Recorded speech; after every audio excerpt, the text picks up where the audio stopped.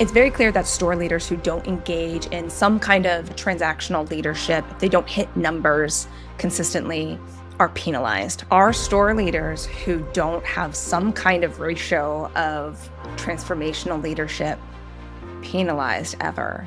Transactional leaders aren't punished enough for the way that they lead. Even if the employee survey is bad, and even if turnover is high, because to your point, actually, you're the first person I've ever heard say it, it's baked in. The turnover and the low employee engagement, we consider it like just part of retail. It's part of the business. And so when a manager has those things, it's almost like, so you're doing a great job with conversion and credit cards and blah, blah, blah. We just need to make the people happy. And that's how you get a pizza party every once in a while. Matt, I was reading something the other day. It was on transactional versus transformational leadership. And as I'm reading the descriptions of both, I'm hearing you. Like, boy.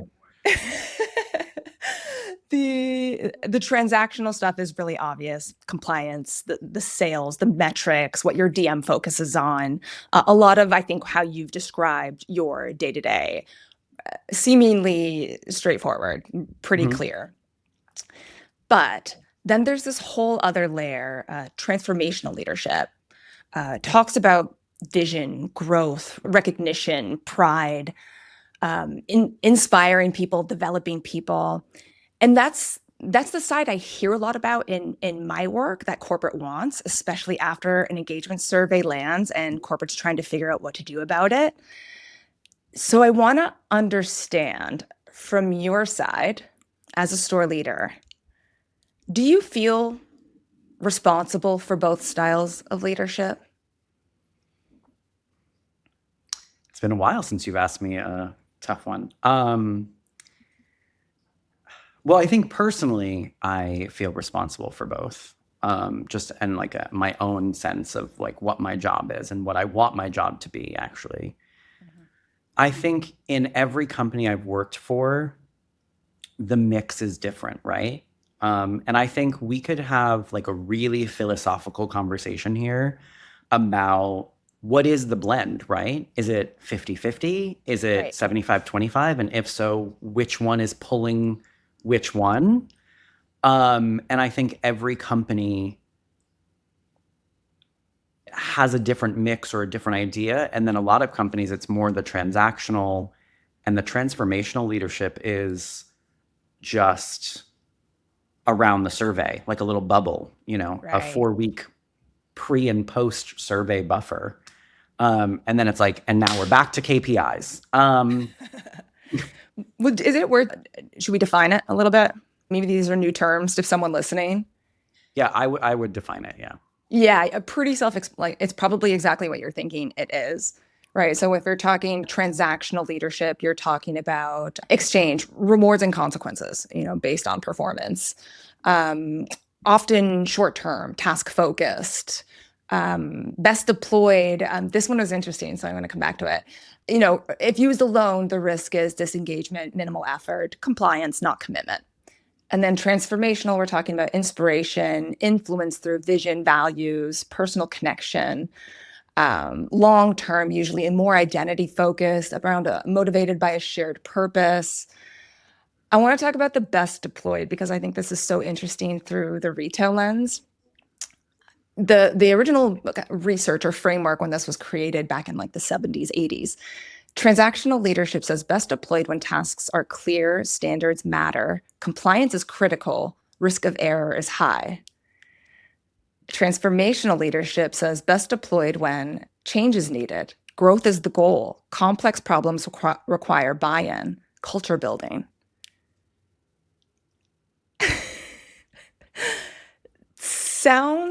It sounds to me like, is retail 50-50 those things? Well, I think now that we've given the definitions, clearly, I think we can end the episode here because I think there's so much work to do.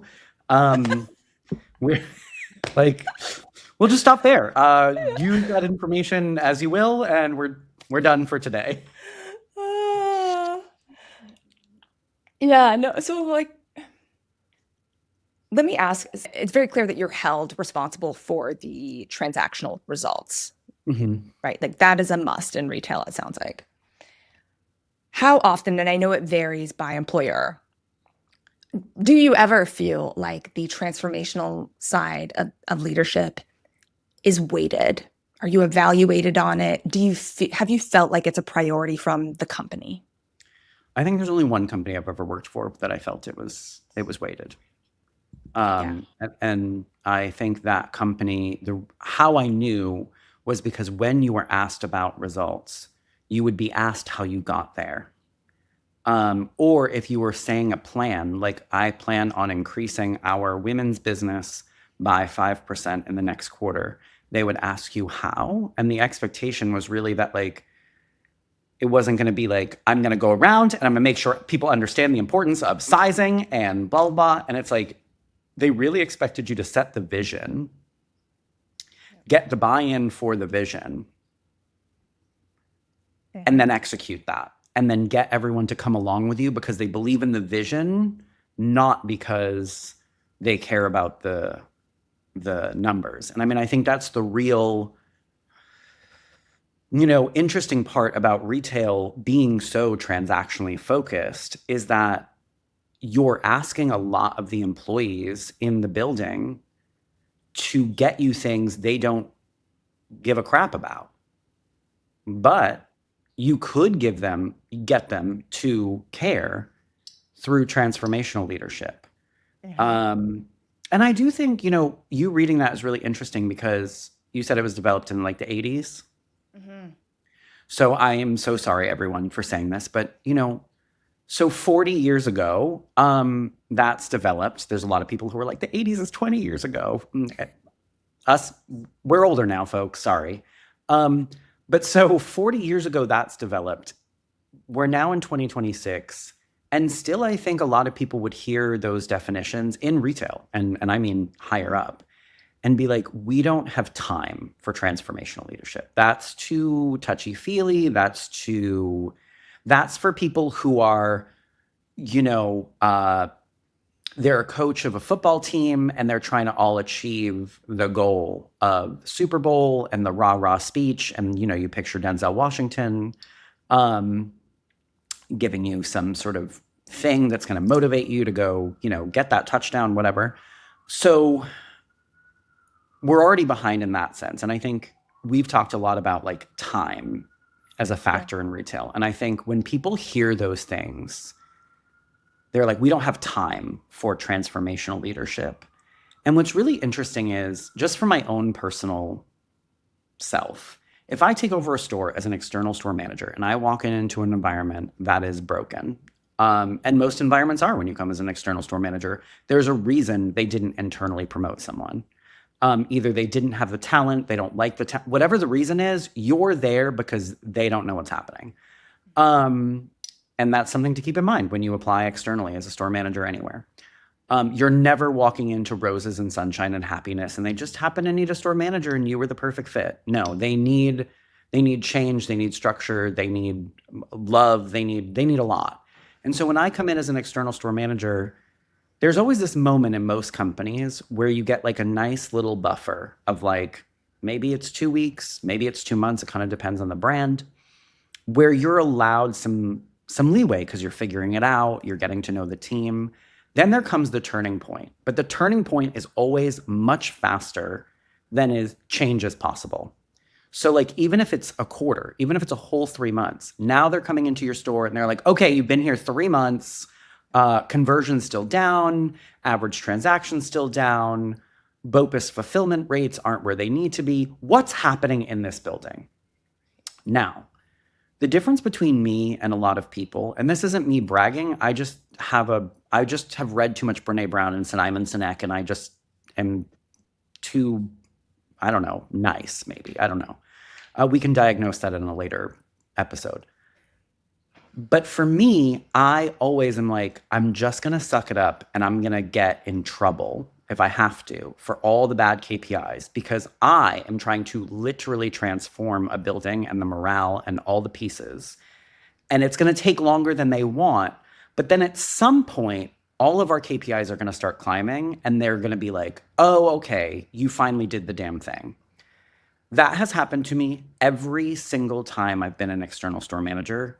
That recipe for fixing something works without Yeah. fail. It doesn't matter what the team is makeup is. It doesn't matter what you're selling. That's why I'm a big believer in like, it's weird to me that people are like, well, you've never worked with selling china cabinets. Like it's all the same. It's all the same. It's either transactional or it's transformational. Like it's leadership is leadership is leadership is leadership. And so I'm saying all this to say transformational leadership does take a lot longer to get you what you want, but it is much more sustainable and much more likely that you'll be able to then even go up further or really dig down into specific things you want to improve because you're not just leading through punishment and reward. You're leading through vision. People understand why they're doing what they're doing and what the ultimate goal is.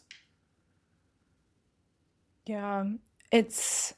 Would you say that a transformational foundation is required for sustainable transactional leadership? Is that what I'm hearing? Is like you needed to build that first?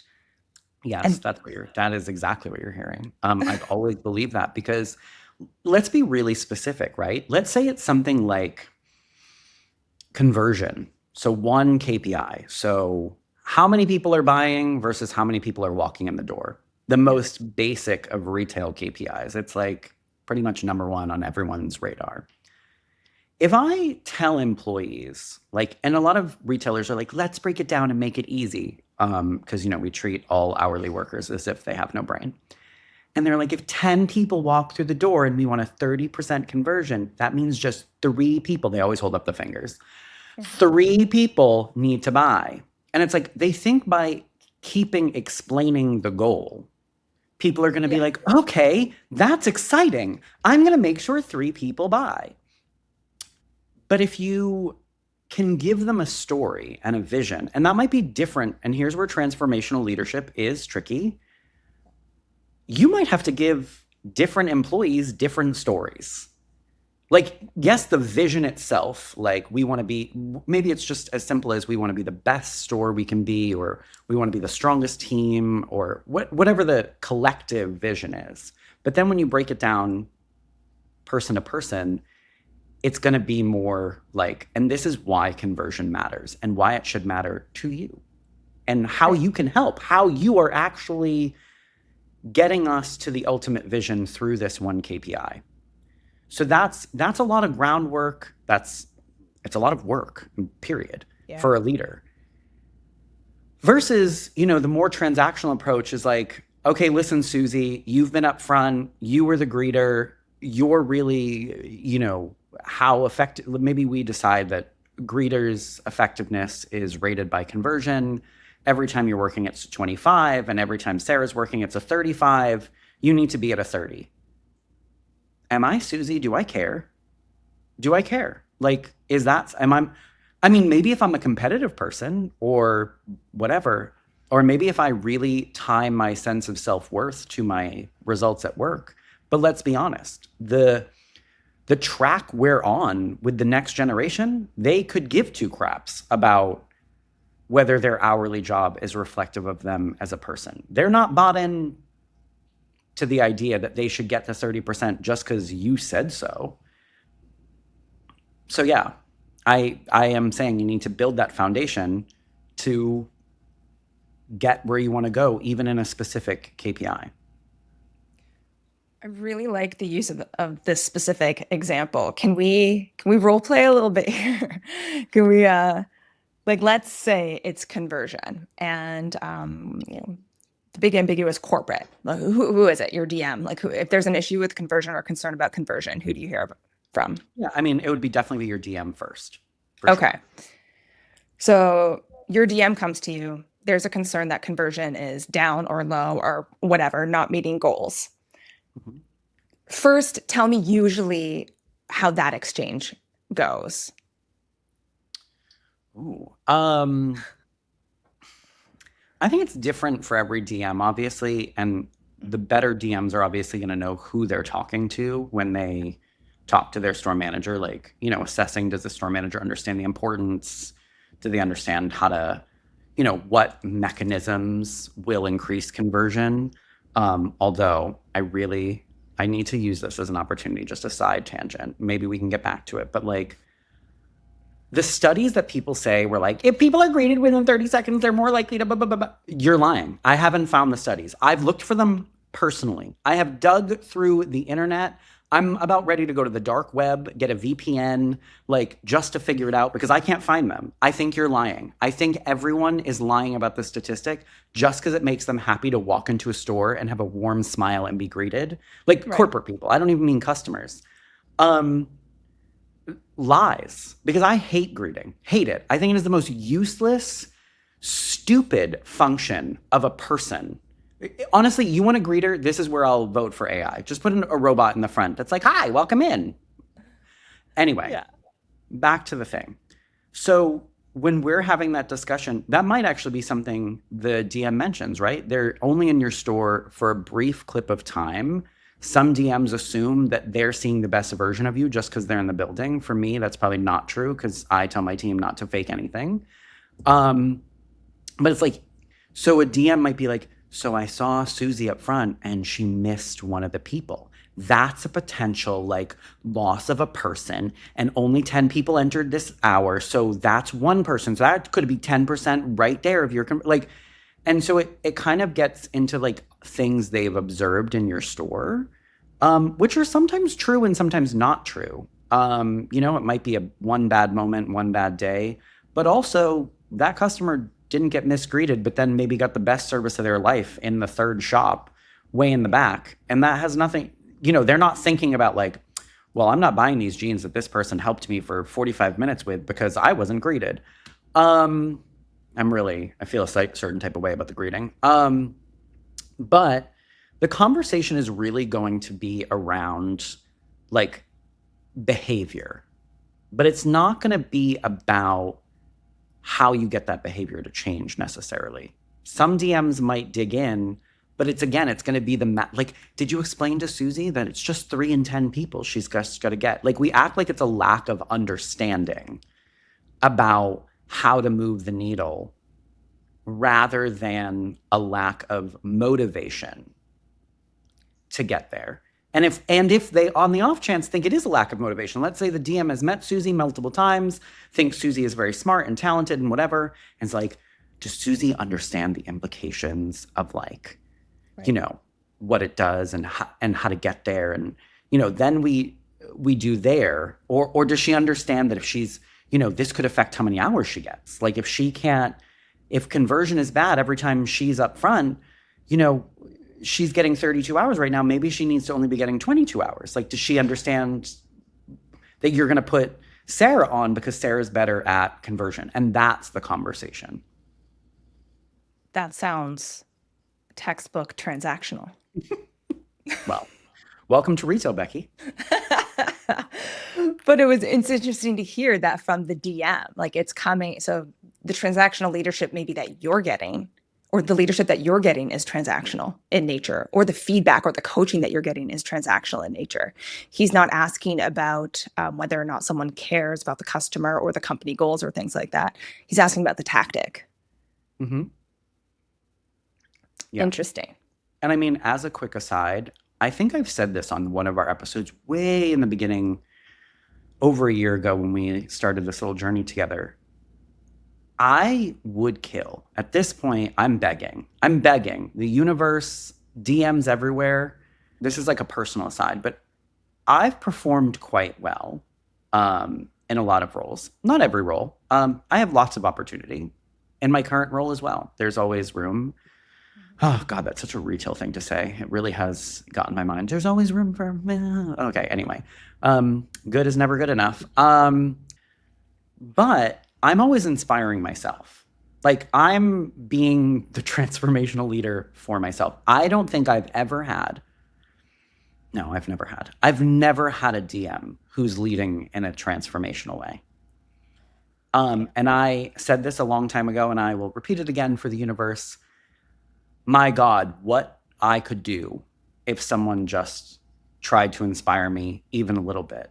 And I don't even think I'm that hard to inspire. Like, I can see like a spider web and stare at it for 30 minutes because I think it's so cool and beautiful and whatever. Like, it's not that hard. Give me a good speech. Give me a little rah-rah, not a fake rah-rah because I can't handle that. My God, what I would give for a transformational DM. I don't even know if they exist. Let's talk about what one would look like. So we've heard now, starting from the DM, speaking to the store manager, we've heard what transactional leadership when conversion is down might look or sound like. Mm-hmm. So you're a DM now, saying in this role playing, one of your stores is having a challenge, has an opportunity with conversion. You want to talk to your store manager about it. You're a transformational leader. What does that look like? Wow, putting me on the spot here. I think I'm trying not to cop out because I don't want to be like, I want one, and then be like, well, it's not me. But I do think that like what someone wants matters. Like, I think motivation is so important to transformational leadership. And by motivation, I mean individual motivation, right? The easiest example would be like if I'm talking to a store manager that wants to be a DM. When someone wants to be at the next level, motivation is just intrinsic. They'll do anything. That's also why I don't think you should trust the feedback of people who want the next level. That's my hot take. They're not motivated to give you truth. They're motivated to give you what they think will help them get to the next level. Always ask the person who is a doubter or it's just a job, because they're going to give you reality. But I think if you're trying to motivate, I have to pick a specific example. So if I am the DM of Williams-Sonoma, okay, and I have a store and that store manager, say, has really great product knowledge themselves and also their team does, and they really are passionate about cooking and baking. Maybe they're not passionate about the business results, but they're very passionate about the product and what happens in the building in terms of service and interactions with clients. Right. If their conversion is down or low, I think that conversation looks like, first of all, understanding what conversion means to them. Does it mean anything to them? Do they care at all? Like, that's like the first thing.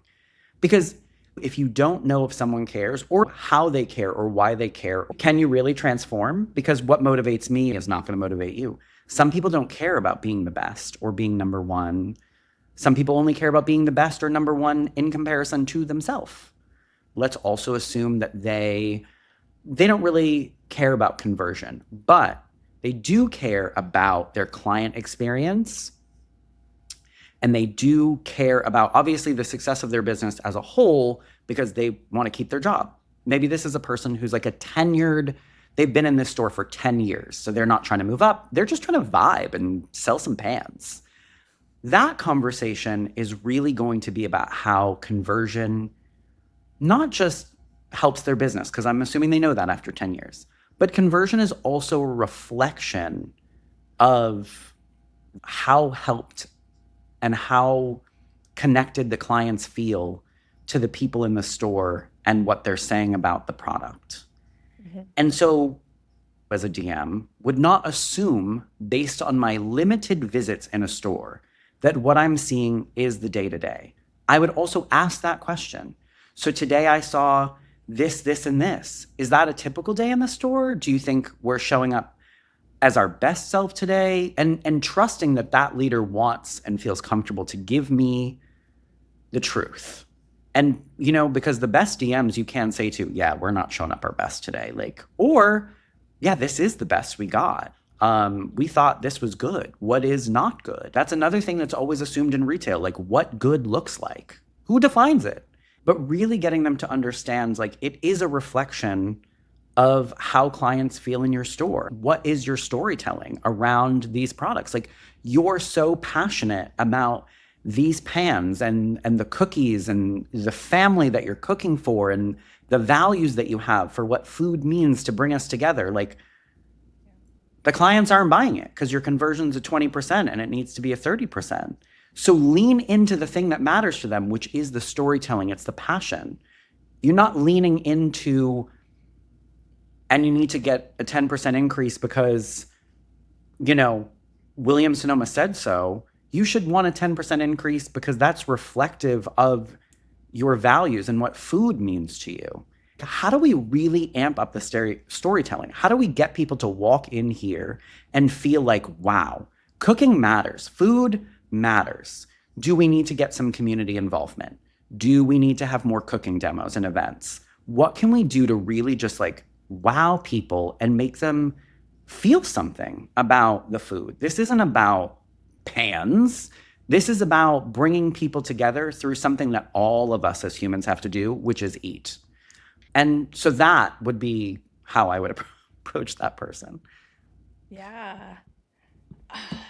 A lot of things came to mind when you were talking, and especially at the end there, it almost sounds like, depending on who you're talking to, conversion isn't the point if that person doesn't relate to it, if they're not hyper competitive.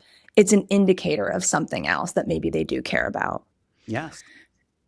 Which is just, I don't know, makes me chuckle a little bit because KPI, right? Like key performance indicator. I mean, it seems like that's what it was supposed to be all along. An indication of something bigger, of customer client experience, not the point that actually can worsen customer experience, which it seems like it does become sometimes. And we talked a lot about this, not to cut you off, I'm sorry, but No. we talked a lot about this in our like P&L episode, but I really feel this like deep in my soul. Give me a P&L. Give me a P&L. Give me what someone cares about, and I will tell you how to motivate them to improve that line item. Because no matter what motivates them, there's something there that you can use and translate into a behavior that actually matters to them. But even as we're talking about this is a lot of work. Yeah. Like, this is so much effort that I just don't think most people either want to put in or understand how to do. That's obviously another thing, or find value in, because there's still too many people in leadership in retail, and quite frankly, not even in leadership all the time. Sometimes it's your own damn hourly employees who are like this sometimes, where it's like, well, it's the job to do the thing, so just do the thing. Why do we have to motivate them to do their job? Like, all right, Nancy, 1976 call that wants its employee back. Because obviously if that person cares about being number one, obviously when people have really high standards for themselves, the motivation, like, the conversation's much easier in some ways. But not everyone is like that. You just need to take their already intensity and put it towards what you need to put it towards. Yeah. And I appreciate that it's more time consuming. It feels like the wrong word, but it's not instant. This is about building a relationship and a rapport with someone. But I do think one thing that you said in there is something that everyone can implement right now that doesn't take that much time, and it's just lead with questions. Right? Like, ask if you saw something, ask if that's typical. And this even, it made me think of, I know you've talked before about, I think it was about conversion, how it's frustrating if there's like a rainy day, right? And so everyone's coming into your store to get out of the storm, not necessarily because they ever intended to buy anything, but that messes up your conversion metric that day, right? Interesting. Okay. So now you're the store manager. You've just spoken with let's go with your transactional DM. Your DM has come to you and been like, Susie missed that one person. Does she understand the numbers here? Do you guys understand conversion? Tell me if you were a transactional store manager, what would your leadership look like in that moment? To the employee? To the employee, yeah. To your team, yeah, to the employee. Yeah, I think a lot of times it looks like explaining to them to something they already know, giving them a why that doesn't feel like it matters to them. So sometimes you still get a why in transactional leadership. It's just not motivating, because the why becomes, so I need you, and that's, the phrase, I need you to start doing this thing, greeting people better, warmer, friendlier, nicer, whatever, so that we can get to a 30%, because that's the expectation, or that's the company goal, or that's what the company wants, or that's what the DM wants, or that's what I want. Like, that's the thing. Need you, that's the formula right there for transactional leader. I need you because someone else wants. It has nothing to do with that employee and what they want, they need, what makes them happy. Right. Damn. Concise. All right. Now you're a transformational store manager and you've just gotten, the news or seen the results, and you're going to talk to the same employee. I think it starts with, hey, so the last 3 people you greeted the exact same way. Is that the way you feel the most comfortable greeting people? Or is that what you feel like you have to say? So like starting with like just getting curious, like what are we doing here?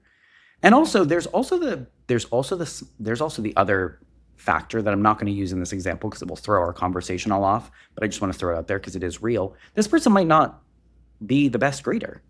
Like their role might be they might be so strong in something else. This might just not be the role. But let's assume that they could be a great person at the front.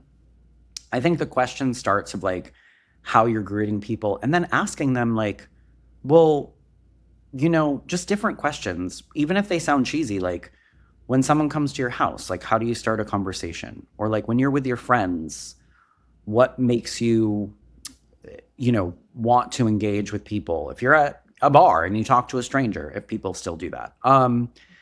You can't swipe left or right on a client, unfortunately. I'm so sorry.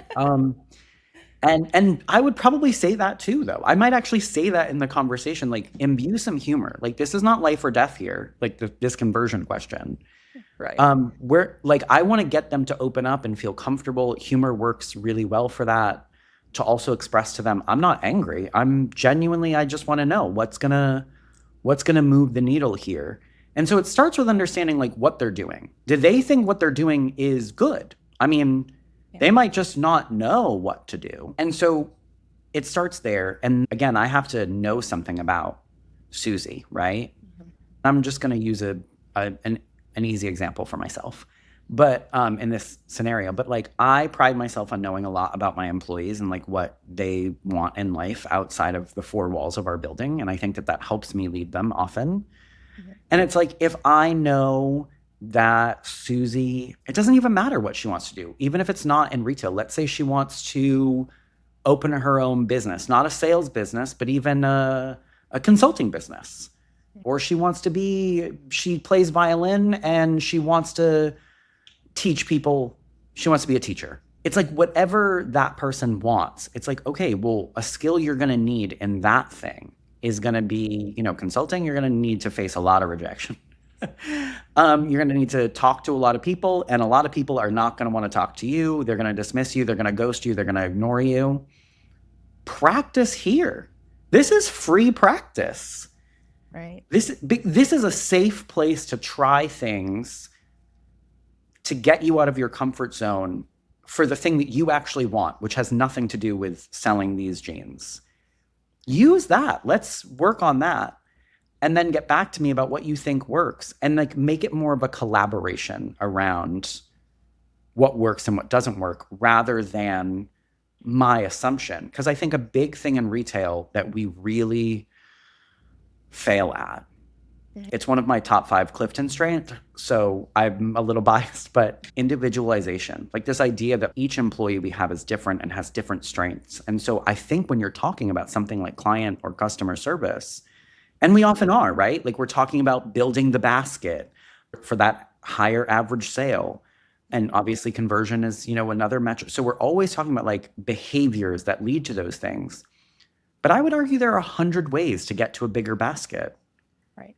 And it's like up to your manager, because a lot of managers in transactional leadership are assuming that their way is the correct way. or that the one way is the correct way. The video training was the correct way. There are 100 different ways. You need to figure out what way that employee can use to build the basket. I mean, I have an employee right now who could sell anything to anyone at any time and does it in this very bombastic way. Like you just walked into his store. He owns it. He made the products out back. And that's great. That's beautiful. I love that for him. I also have an employee who is much more reserved.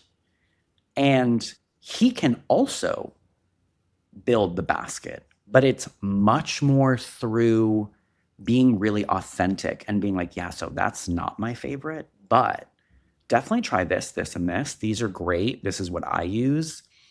And then through like more of a personal connection and building that relationship, both ways get me a really great result as a store. Neither of them could actually do the other way well. They would both fail. And so that is really important in transformational leadership. I mean, I think that's kind of, I mean, not my summary, but transactional leadership is very, there's one way, it's this way. If you don't do it this way, reward, punishment, etc. Transformational leadership is we are all different. We can all get to this same goal we want to get to, but we're all going to get there in different ways, on different timelines, through different means. Right.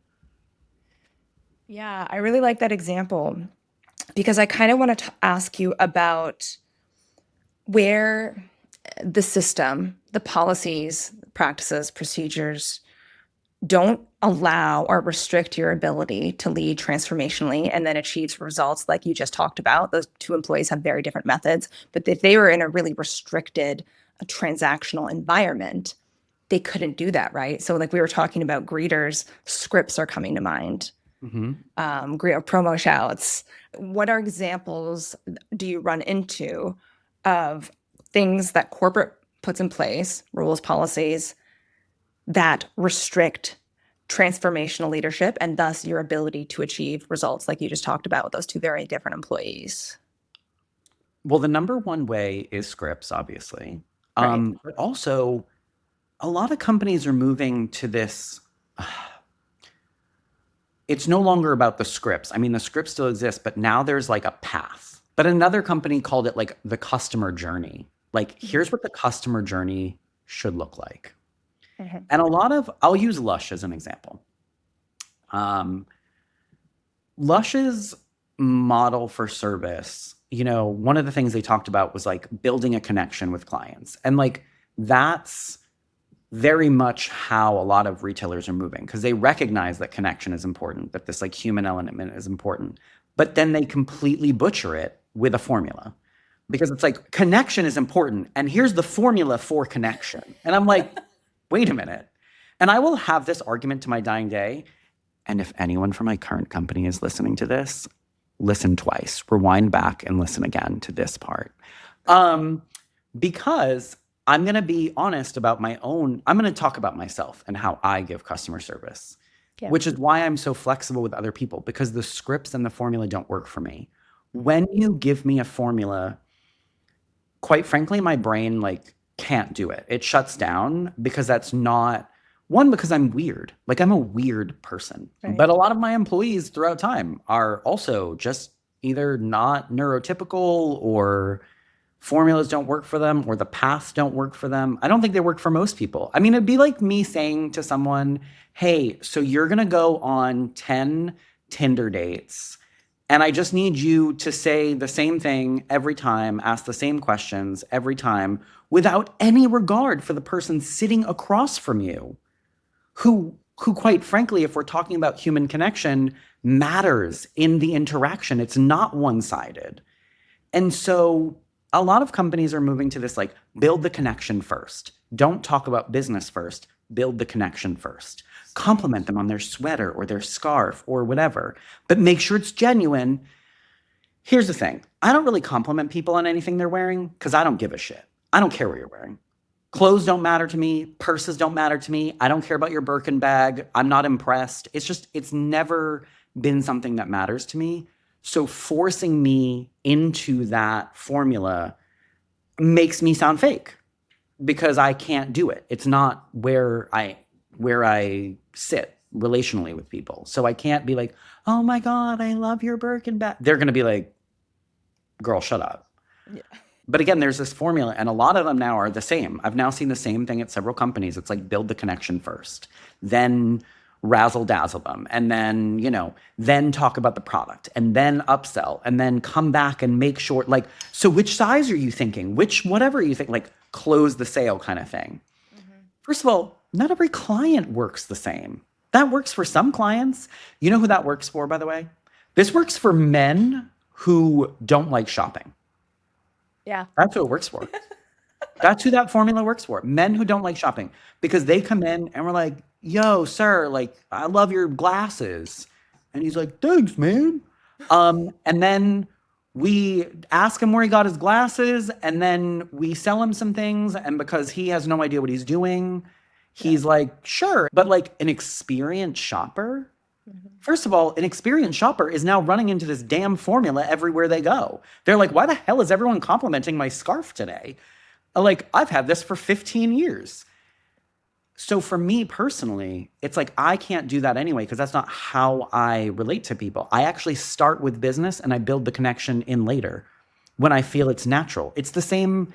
It's almost like, not to quote Brene Brown, but it's almost like vulnerability versus disclosure. Like, I'm not going to disclose my deep, dark secrets to someone in the first sentence. That's something we talk about later. So why would I do it with a client? I love your scarf. Oh my God. Because quite frankly, it's also a lie. Like, we're making it seem like people aren't entering a damn business. We can talk about what I would do if they entered my home, but this is not my home. This is a store. We sell things. They come into store to buy things. Yeah. Like, and I think connection matters, but can we not pretend that this is not what they're here for and that they know this is what they're here for? Because they're going to start to understand what companies are doing. And now that's going to seem fake. And you know what the answer is? First of all, I love having this mic. I feel like I gotta lean in for these moments. But like, and you know what the answer is? The answer is, if you just let people be their real damn selves with client service, there's no formula necessary, because then you're just coaching to people to be the best versions of who they already are, which is much easier to get results from them and for your store.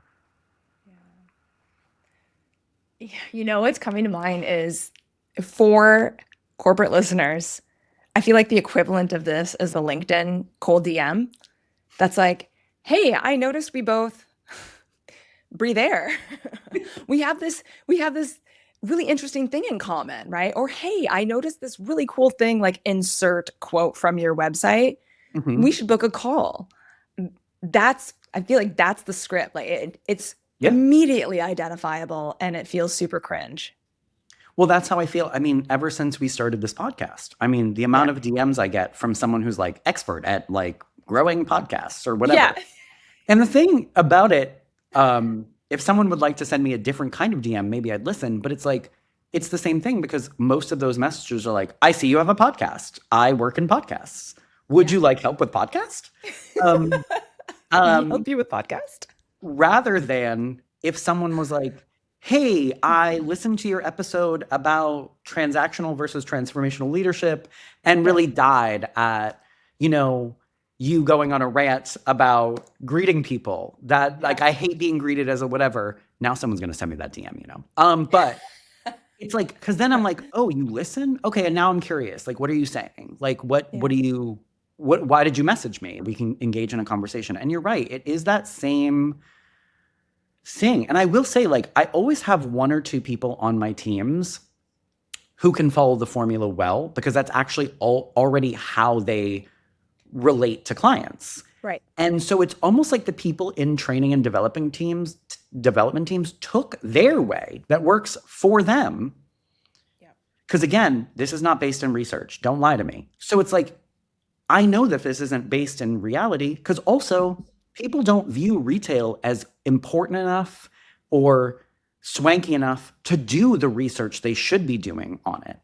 Retail has existed for hundreds of years at this point in some form or fashion, and yet still research is not done on We do consumer behavior, sure, because we think that that's the important piece.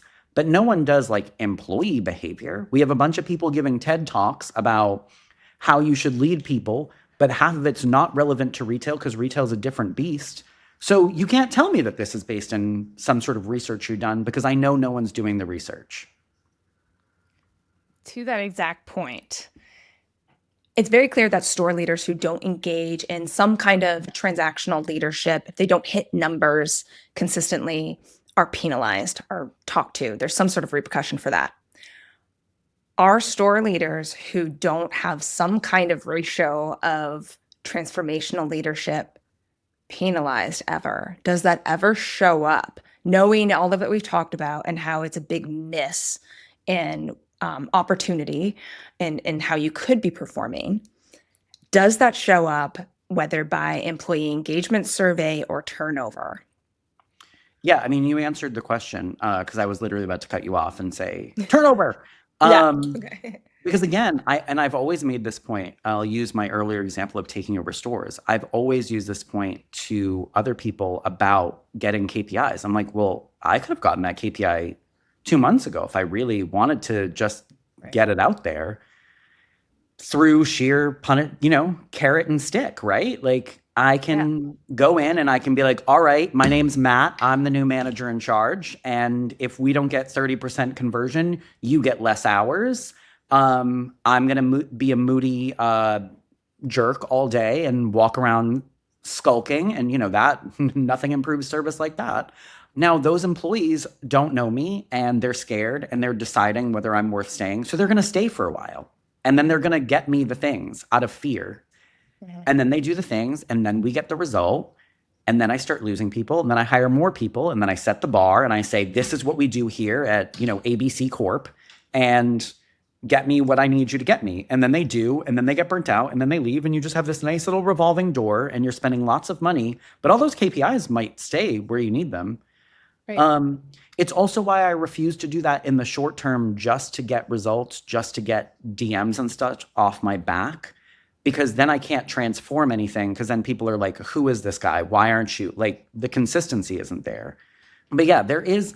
I would argue, though, that transactional leaders aren't punished enough for the way that they lead. Even if the employee survey is bad, and even if turnover is high, because we, to your point, actually, you said it first. You're the first person I've ever heard say it. Because, and now I'm going to butcher how you said it, but it's baked in. The turnover and the low employee engagement, we consider it like just part of retail. It's part of the business. And so when a manager has those things, it's almost like, so you're doing a great job with conversion and credit cards and blah, blah, blah. We just need to make the people happy. And that's how you get a pizza party every once in a while. This is how it happens. Because we're substituting cheese and tomato sauce and carbs for a vision. Wow. That's heavy. That all the dots are connecting. Yeah, that makes sense.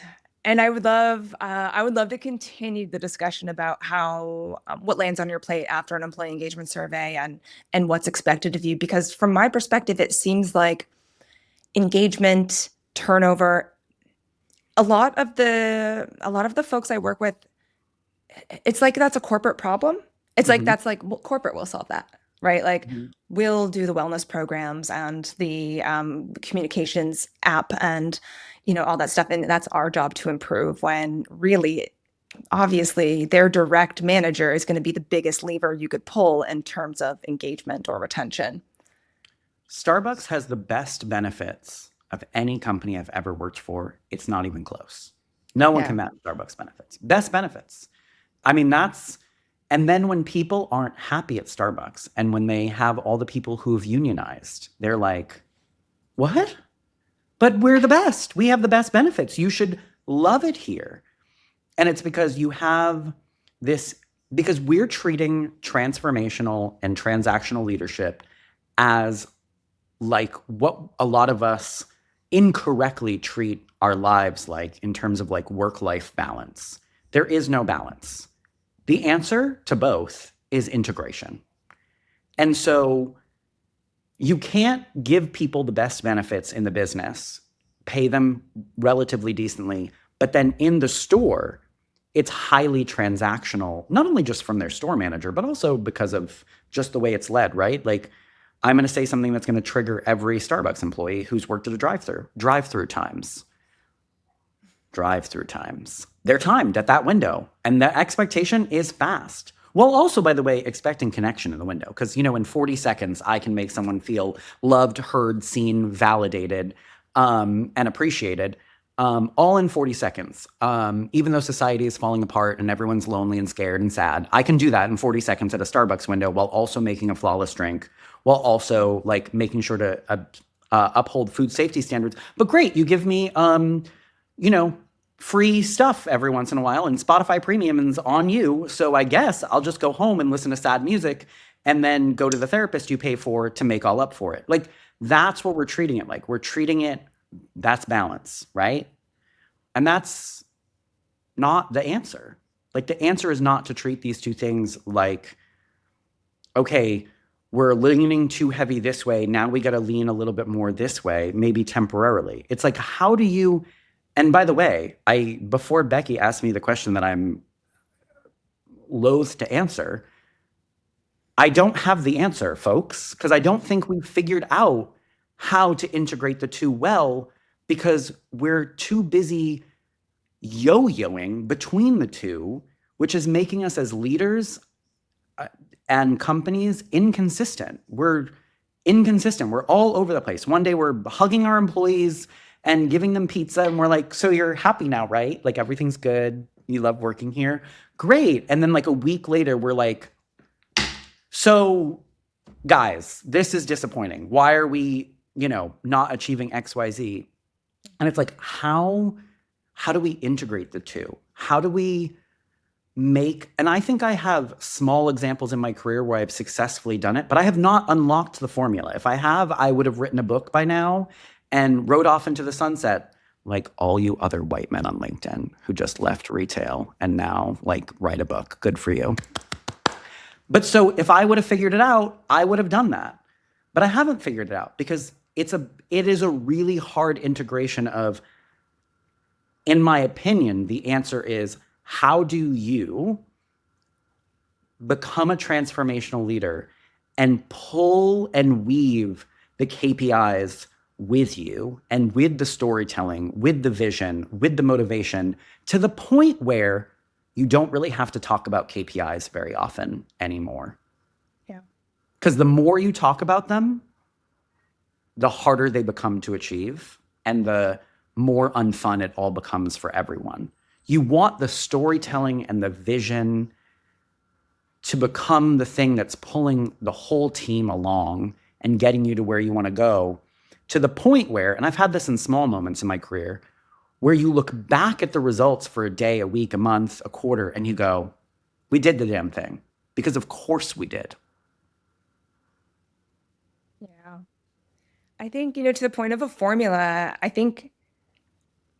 don't think there's such a thing. I think there can be frameworks, but there are probably weeks where you have to be transactional, right? More transactional. Like, more, I don't want to paint transactional leadership as the villain, like it's bad. Obviously, some degree of it is necessary. If you're in a season where you are pressed for time, it's a promo, it's Black Friday, whatever. That's not the best time for Susie to innovate her whatever it is. And I think that's what it means to do this sustainably, is to understand that there's going to be an ebb and flow and balance, but there has to be some sort of minimal expectation set for the humanity we want to keep in our leadership, at least as a minimum. All right. I think that is a perfect place to leave it from my end. I'm still struck by the very real example of a transactional leadership directive starts with, I need you to ... XYZ. Whereas a transformational one starts with noticing something that happened and asking questions about it. To me, that's like the best actionable takeaway from this as a jumping off point to notice yourself. Any final thoughts, Matt? I could do a whole part 2 of this episode. But I will leave it at thinking about, which is something we don't do well in retail often, thinking about what you want for your store teams in the long term. Like, what's the goal? Let's actually assume, let's take a leap of faith together and assume that high retention in retail is possible. Let's assume it's not a foregone conclusion that 80% of us will leave in a year. How would you lead? How would you lead differently if that was a given, if people were going to stay? Because I doubt you'd be transactional, because that's just not a way to lead. And I think a lot of retailers are leading transactionally or just heavier. To your point, it's not a bad thing. There are some moments where you really just have to like be in that, that mode. But I think we've leaned on it so heavily because we've just decided that retention, those other things are just like, they're not things we can really improve. People have just decided they don't want to work anymore. The younger generation's lazy. Whatever story you're telling yourself to make that the case, it's a self-fulfilling prophecy. And so it's all kind of woven together. And how would you lead? And I think a lot of us would lead differently if we felt like our teams would stay and that we had a little bit more time. And I think we'd realize that then things are a lot more self-sustainable. And I hate to use a sports analogy because I hate it, but they are so good for a reason. A coach of any sports team, take any sport, men, women, professional, college level, they're not doing transactional leadership. Like the teams that win the Super Bowl, the World Series, the World Cup, there's not a coach that's like X amount of goals or you're off the team. They're not doing that. Now, to your point, there is a time when they probably have to be like, hey, you're not, blocking enough goals or whatever the case may be. And there is a little bit more transactional, but most of it transformational. We're taking what motivates each individual person on that team and their different role, and we're getting us all collectively to the end. I feel really passionately that this is where this conversation that we're having in this moment after every episode we've ever had, this is the conversation that is the most important and will move the needle in retail where you want it to be. If you solve this, you solve everything. Damn, we'll have to have more then. For today, though, thanks as always, Matt. Thank you. You're listening to Dear Corporate, Love Stores.